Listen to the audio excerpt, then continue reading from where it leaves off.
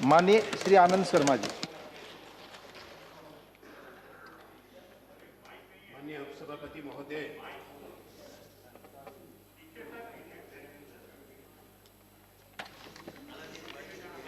नहीं मैंने उनको बता दिया था सभापति महोदय को ना माइक। हाँ, तो उन्होंने उनको चलाना पड़ेगा ना, बात हुई थी सभापति महोदय से। ये माइक की क्या बात हुई थी? सभापति महोदय को बता दिया, पीछे वाला माइक मैंने पहले सूचित कर दिया था, क्योंकि कागज इधर पड़े हैं, उनके पीछे जगह नहीं है, कागज रखने की जगह। चलिए, हमने तो सभापति को सूचना दे दी थी। ये सूचना है, क्या स्थिति है? मैंने माइक ऑन हो सकता है। माननीय सभापति को, चेयरमैन साहब को मालूम है जी, करा रहे हैं जी। ठीक,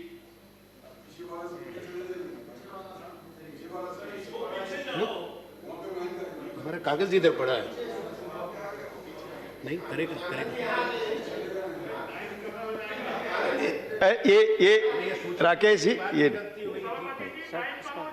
इस पे मैं बोल के गया था, कागज सारे इधर पड़े हैं। चेयरमैन को साहब को बताने के बाद ना ठीक हो तो गलत नहीं है। चेयरमैन साहब को सूचना, इधर सूचना, हमारे कागज इधर पड़े हैं, किताब इधर पड़ी है। सूचना दी है भैया। प्लीज आनंद जी को बोलने दीजिए आप, प्लीज। ठीक है, बोले कहा ऐसा मैं तो कह रहा हूँ, व्यवस्था की बात है। जी जी, अब समय अब शुरू करिए जी। हाँ ठीक है, अब से शुरू करते हैं। माननीय उपसभापति महोदय, राष्ट्रपति के अभिभाषण पर जो प्रस्ताव लाया गया, मैं उस पर अपने विचार व्यक्त करता हूं। यह अभिभाषण सरकार की नीतियों और उपलब्धियों का विस्तार से उल्लेख करता है। इसमें बहुत बड़े बड़े दावे किए गए हैं जिन पे प्रश्न चिन्ह लगता है।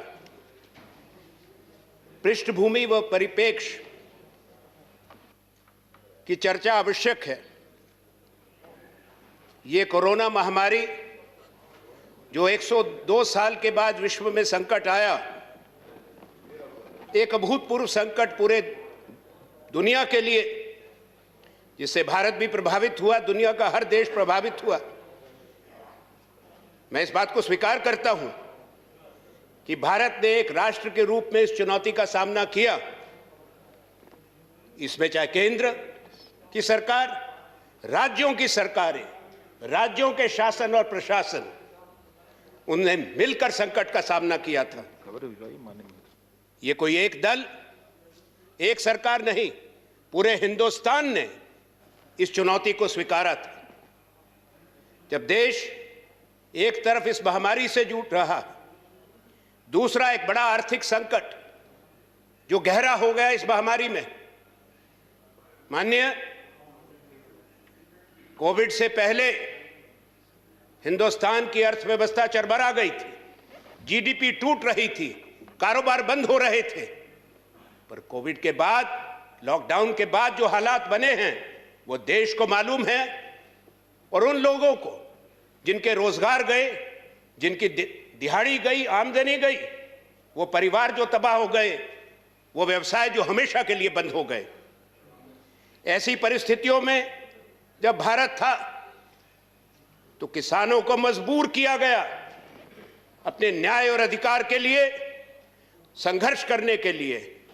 ये जो परिस्थिति बनी है उसकी जिम्मेवार हिंदुस्तान की सरकार है। मैं अब आगे बढ़ने से पहले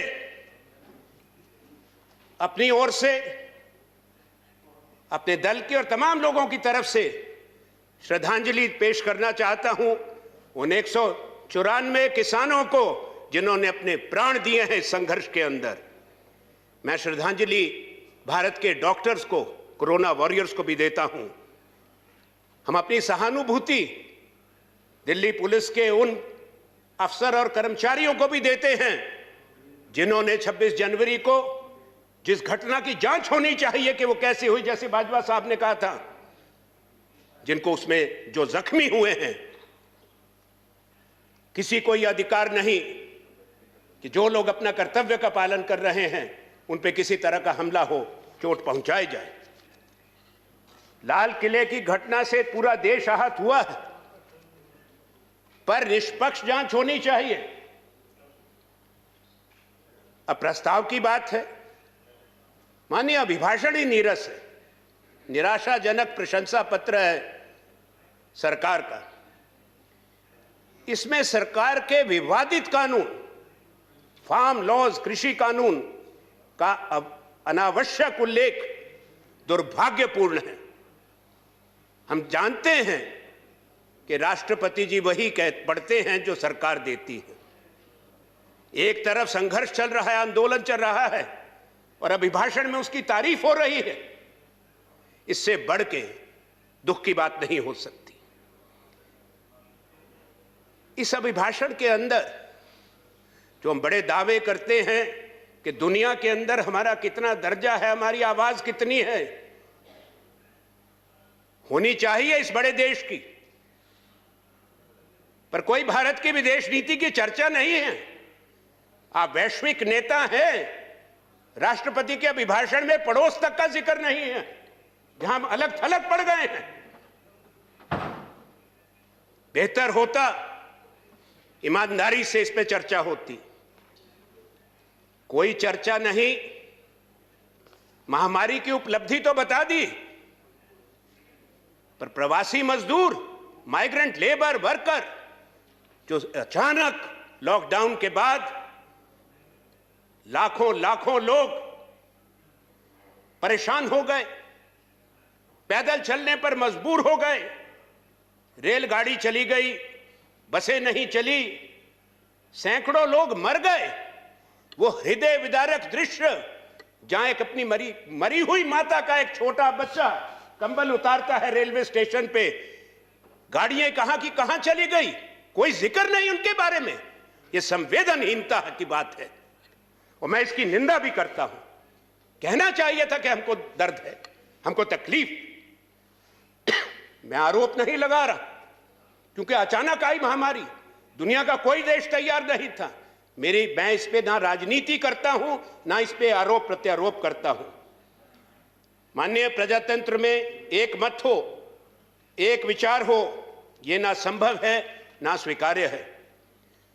भारत की परंपरा चर्चा और चिंतन की रही है, वाद विवाद और संवाद की रही है। सरकार के हर निर्णय और नीति को जनता स्वीकार करे और भारत का विपक्ष अनुमोदन करे, ये ना अनिवार्य है, ना स्वीकार्य है, ना संभव है, ना कभी होगा। अगर हो तो फिर हम प्रजातंत्र नहीं रहेंगे। जनता का हक है कि वो अन्याय और जन विरोधी नीतियों के खिलाफ आवाज उठाए। उपसभापति महोदय, आप सब स्वयं इन विषयों से जुड़े घटनाक्रमों से पूरी तरह वाकिफ हैं। सरकार का दायित्व है सुनना जनता की आवाज को।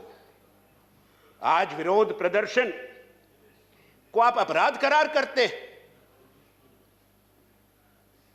जनता की आवाज को दबाना शासन की शक्ति से, पुलिस की शक्ति से मैं समझ सकता हूं।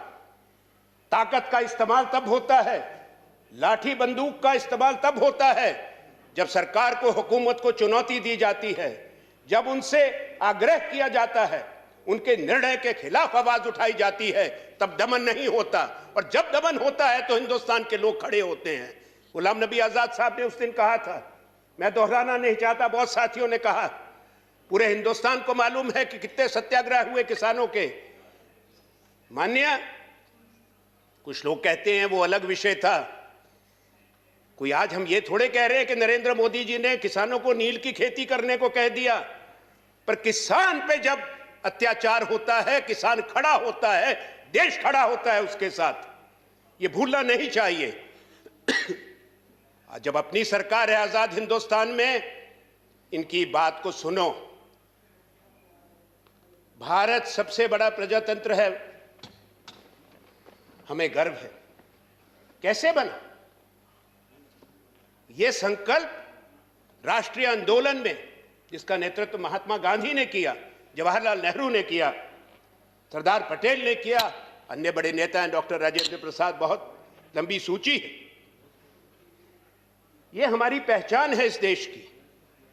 लोग हमारा सम्मान इसलिए करते हैं, बड़ी फौजी शक्ति नहीं थे 1950 में, हम बड़ी आर्थिक शक्ति नहीं थे, पर इसलिए भारत का सम्मान था। भारत की सोच समावेशी, सबको अपनाने की, हमारी चिंतन, हमारा दर्शन, जिसका इसमें चर्चा है, दो शब्दों से नहीं, ग्रहण करिए वसुधैव कुटुंबकम की भावना को। आज हमारा बड़ा प्रजातंत्र दुनिया में क्या पहचान बना लिया? We have become the internet shutdown capital of the world. ये प्रथम नंबर है हमारा, किसी और का हो समझ में आता है। माननीय, बेहतर होगा कि सरकार जागे, ये सदन अवसर दे रहा, संसद का सत्र है स्थिति सुधारने का। एक जिक्र आया इकोनॉमी के बारे में, बजट पे चर्चा होगी, मैं उसमें ज्यादा नहीं कहना चाहता, पर यह मैं जरूर कहूंगा कि जो हमारी अर्थव्यवस्था है, उसके लिए जो सरकार ने दिया है, जो दावा किया है, वो सही नहीं है।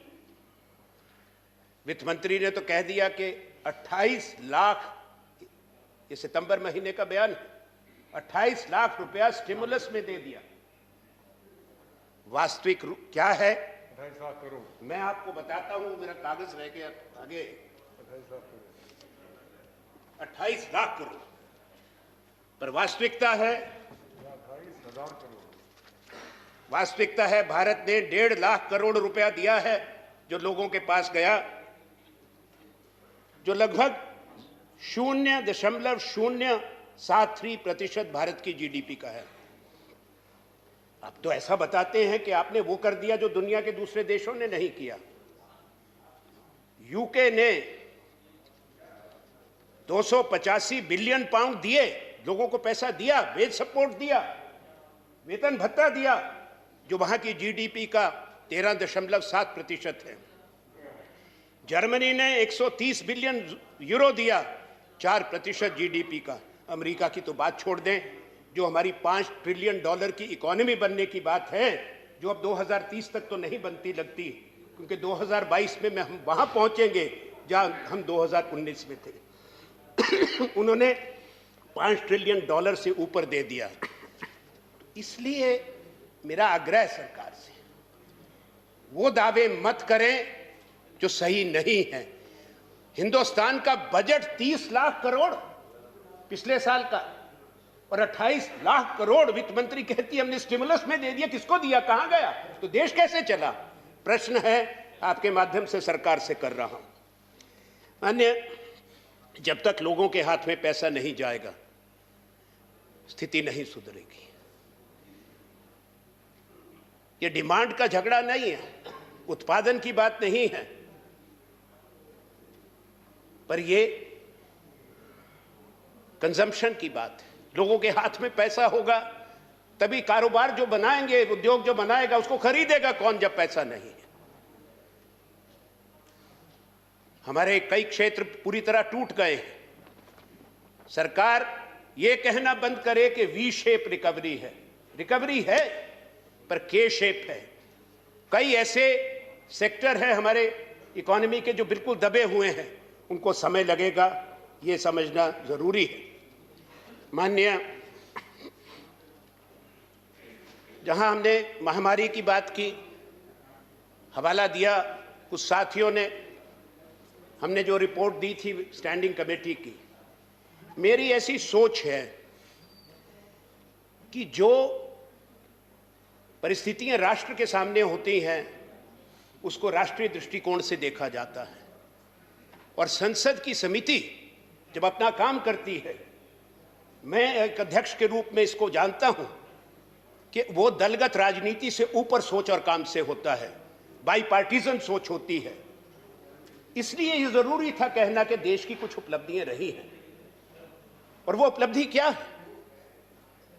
हमारी 120 लेबोरेटरीज थी 1 अप्रैल के दिन, आज हमारी 2229 लेबोरेटरीज हो गई। ये देश के लोगों की उपलब्धि है। जिसकी हम सराहना करते हैं। इसमें सब लोग शामिल हैं। पूरा देश एक होकर मुकाबला करता है, इसलिए एक व्यक्ति, एक सरकार, एक दल नहीं, ये मैं बात कहना चाहता हूं बड़े स्पष्ट रूप में। चाहे वो आईसीयू के बेड्स बड़े हैं, 1,75,000 से बढ़ के 15 लाख हो गए। पूरे देश ने, हर राज्य ने अपना अपना काम किया, तो सबकी सराहना करना राष्ट्रपति का कर्तव्य बनता है। अन्य, मैं एक चीज बताना चाहता हूं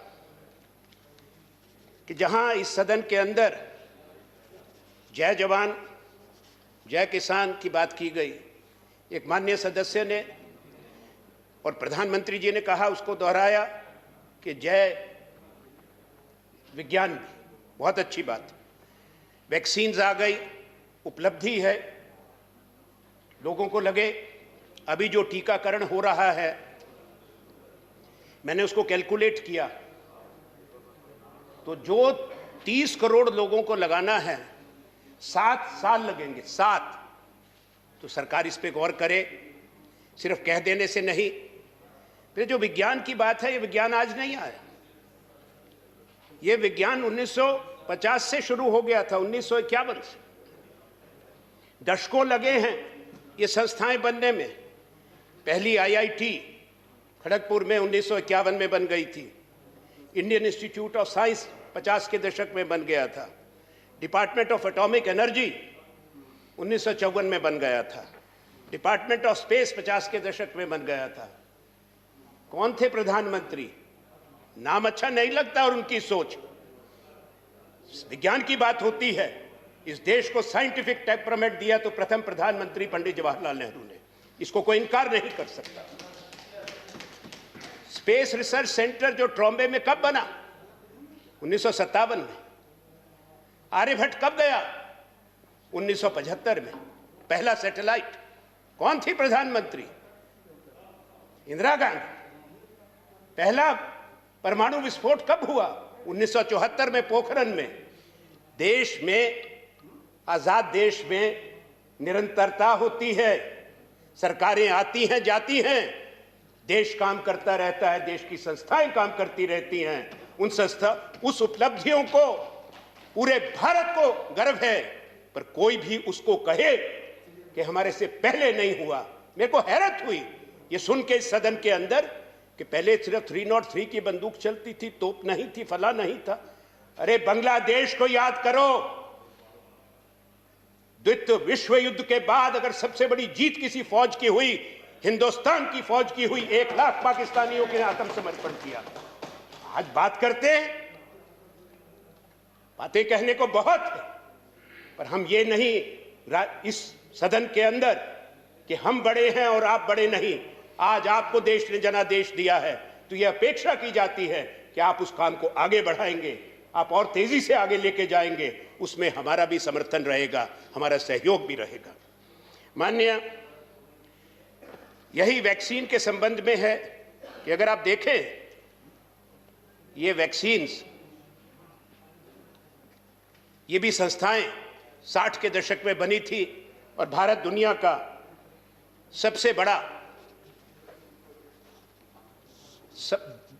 सबसे बड़ा वैक्सीन मैन्युफैक्चरर बना।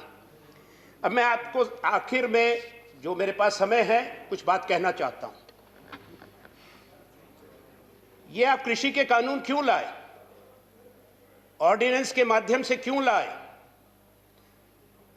क्या कहता है भारत का संविधान? आर्टिकल 123 क्या कहता है? Ordinance can be brought on the satisfaction of the president that circumstances exist rendering it necessary for him to take immediate action. यहां महामारी में, लॉकडाउन में ऑर्डिनेंस आया, इसको कैसे आप कह सकते हैं संवैधानिक बात हुई है? पार्लियामेंट की जांच परख ना हो, स्टैंडिंग कमेटी में ना जाए, सिलेक्ट कमेटी में ना जाए, किसी से बात नहीं करी, राज्यों से बात नहीं करी, आम सहमति नहीं बनी। अब कहते हैं आंदोलन क्यों हो रहा है, हम लोग क्यों विरोध करते हैं?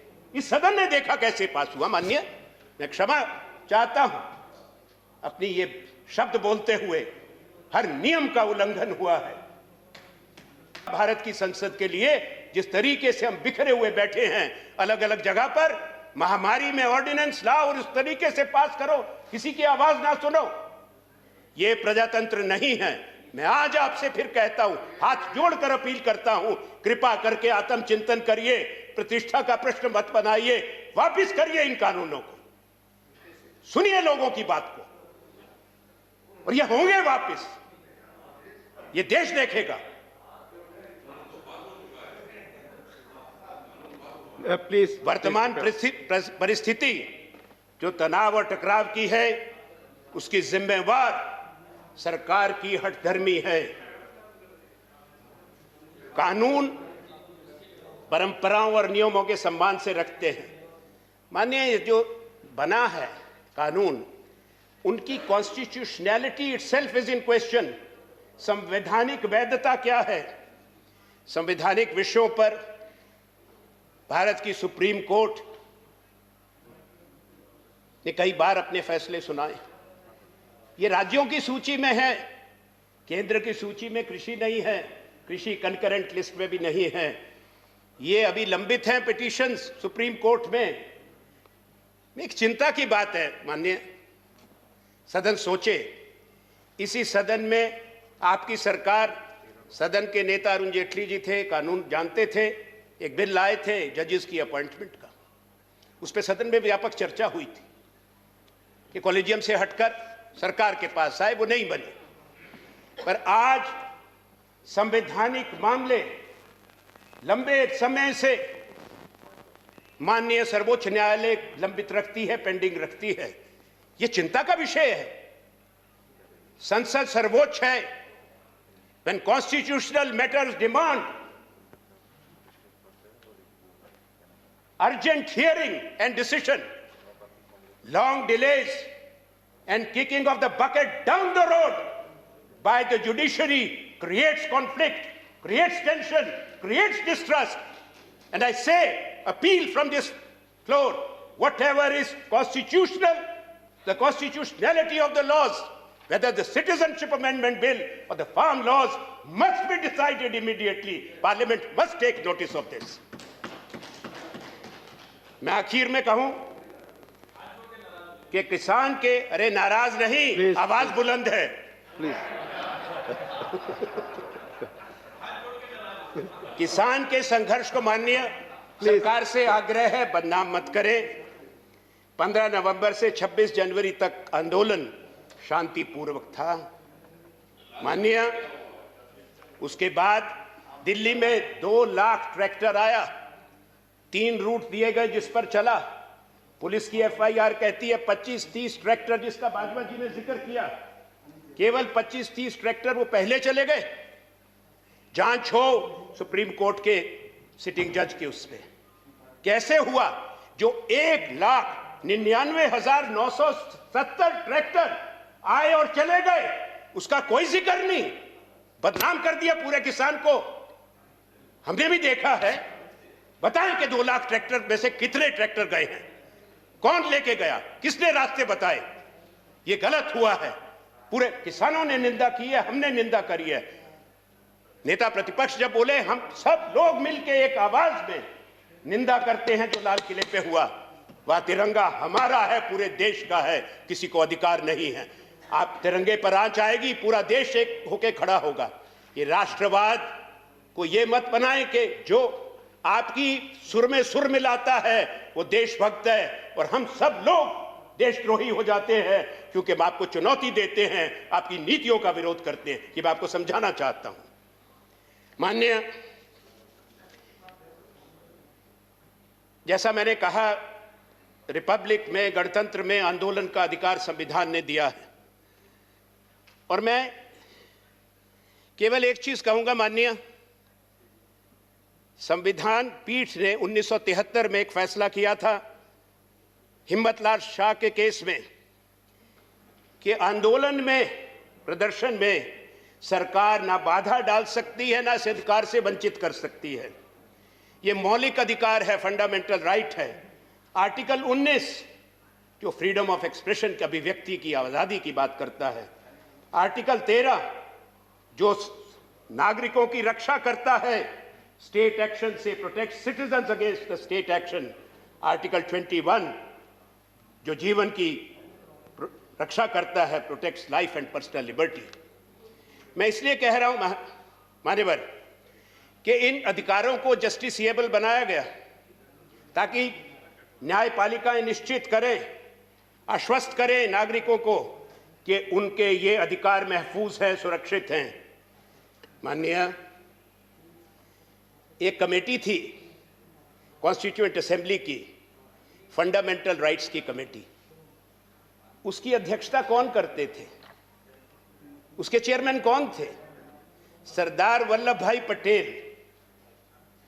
और उन्होंने 24 अप्रैल 1947 को एक पत्र लिखा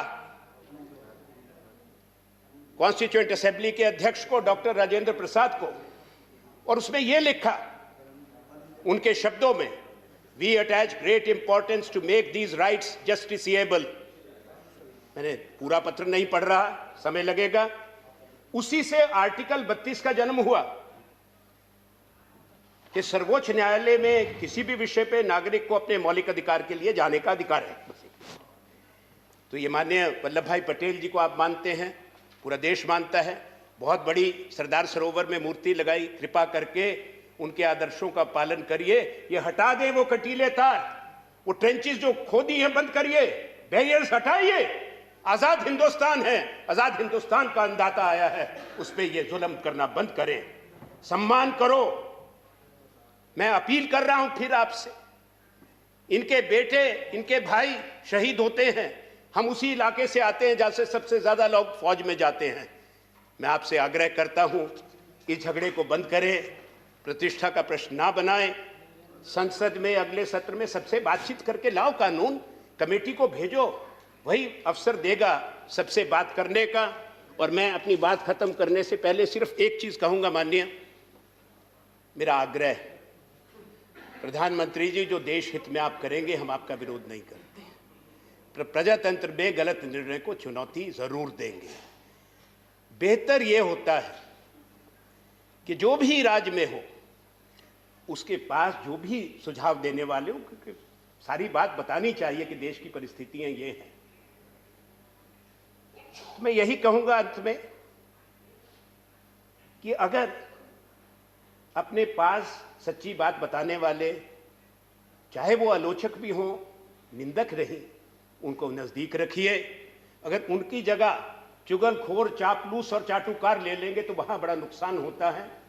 मैं आग्रह करता हूं, कबीर के दोहे से, निंदक न्यारे राखिए आंगन कुटी छबाए, बिनु पानी बिनु साबन निर्मल होए सुहाए।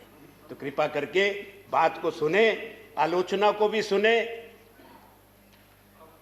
और अगर विरोध है उसको प्रजातांत्रिक तरीके से देखें, जनता की आवाज को सुने।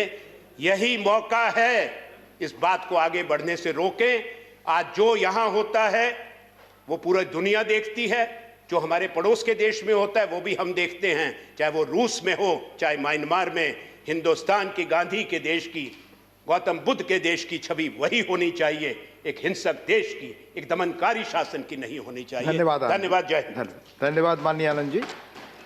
श्री शमशेर सिंह मनहास जी, माननीय शमशेर सिंह मनहास, लोकसभा लोकसभा। हाँ बोले आप।